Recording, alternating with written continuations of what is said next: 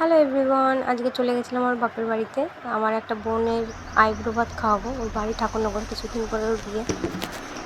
Chicken হচ্ছে, বিয়াই মিষ্টি নিয়ে এসছে।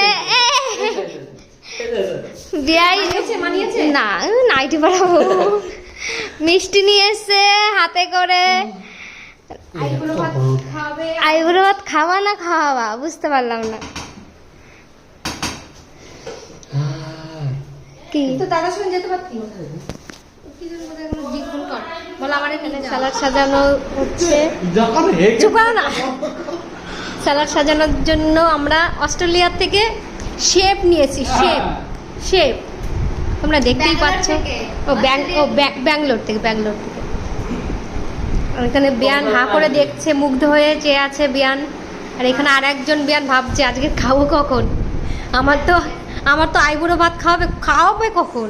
এই স্যালাড সাজাতে সাজাতে সকাল হয়ে যাবে।